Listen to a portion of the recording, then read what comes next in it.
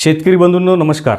मी तुमचा कृष्णा चौधरी, शेतकरी agro centre Lakhanwada, तालुका खामगाव, जिल्हा बुलढाणामधून आपलं सर्व शेतकरी बांधवांचं स्वागत करतो. मित्रांनो, खरीप हंगाम जवळ आलेला आहे आणि आता आपण आपल्या हंगामाची तयारी करतोय. मला हे सांगायचं आहे की जे आपले सोयाबीन उत्पादक जे शेतकरी आहे त्या सोयाबीन उत्पादक शेतकऱ्यांसाठी आजचा हा व्हिडिओ हा फायदेशीर ठरणारा व्हिडिओ असणार आहे.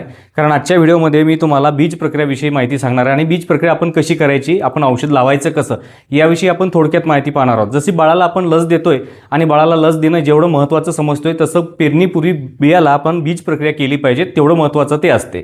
तर मित्रांनो, माझ्याकडे एक औषध आहे, वार्डन एक्स्ट्रा म्हणून.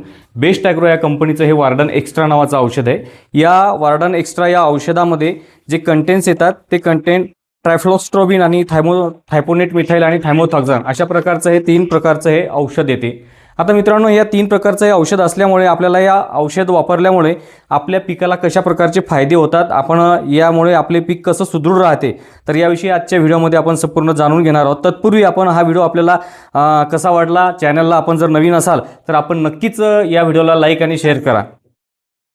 मित्रांनो, माझ्याकडे बीज प्रक्रिया करण्यासाठी वार्डन एक्स्ट्रा नावाचं हे औषध आहे, जे की बेस्ट ॲग्रो कंपनीने हे तयार केलेलं आहे. या औषधामध्ये 3 प्रकारचे कंटेन येतात, ज्याला आपण त्रिसूत्री म्हणतोय.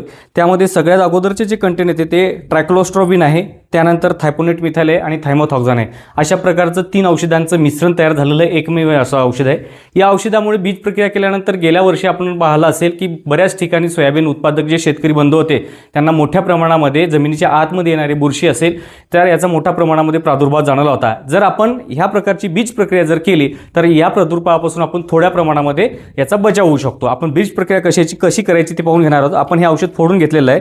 हे औषध फोडल्यानंतर आपण ते औषध एका भांड्यामध्ये मिक्स करणार आहे, जे त्याचं संपूर्ण मिश्रण तयार करून घेणार आहोत. आपण मिश्रण तयार करत असताना काय करणार आहे, 1 किलो बियाण्यासाठी आपण 2 ml हे औषध घेणार आहे आणि 2 ml औषध घेतल्यानंतर आपण त्याचमध्ये 4 ml पाणी टाकणार आहोत. यासाठी आता हे 50 किलोचं आपण यामध्ये बी टाकून ठेवलेलं आहे. आपण यामध्ये हे औषधमध्ये पाणी मिक्स करणार आहोत.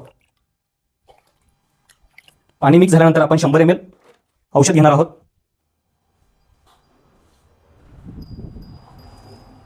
अशा प्रकारचं आपण औषध तयार करून घेतल्यानंतर आपण आता या ठिकाणी बीज प्रक्रिया करणार आहोत.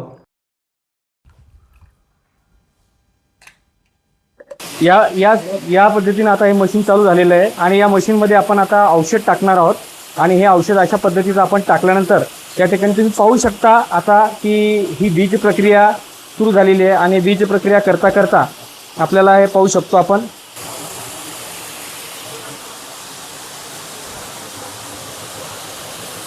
बीज प्रक्रियेमुळे आपल्याला काय फायदा मिळणार आहे आपण ते जाणून घेणार आहोत. बियाण्याद्वारे पसरणाऱ्या बुरशीजन्य व जीवाणूजन्य रोगापासून आपल्याला यामुळे संरक्षण मिळते. त्याचप्रमाणे बियाण्याची उगम क्षमता जी आहे ती एकसमान होते. रोपे सुरुवातीपासून जोमदार आणि निरोगीपणे वाढतात. जमिनीमध्ये असणारा खोडा, त्याच्यानंतर कीड, त्याच्यानंतर या सगळ्या याच्यावर जो प्रादुर्भाव होतोय तो संपूर्ण प्रादुर्भाव आपल्याला नियंत्रणात आणता येतो. त्याचप्रमाणे रासायनिक औषधावरील जो खर्च असतो तो खर्चसुद्धा आपल्याला कमी करता येतो. जैविक बीज प्रक्रिया केल्यास जे नायट्रोजन, हवेमध्ये जो नायट्रोजन असतो, नायट्रोजनचं स्थिरीकरण सुद्धा या ठिकाणी होऊन स्फुरदची उपलब्धता वाढण्यास मदत होते.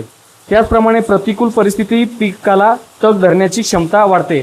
आता आपण पाहतोय की आजची तारीख 9 तारीख असताना सुद्धा अजून पावसाचं आगमन झालेलं नाही, म्हणजे येणारा काळ हा यामध्ये तग धरण्याचं काम सुद्धा हे करते. म्हणून बीज प्रक्रिया पिकाला यशाची पहिली पायरी असं म्हटलं जातं. म्हणून आपण बीज प्रक्रिया ही केलीच पाहिजेत. बीज प्रक्रिया केल्यानंतर पिकाला एकदम चांगल्या प्रकारचं आपल्याला हे मिळते.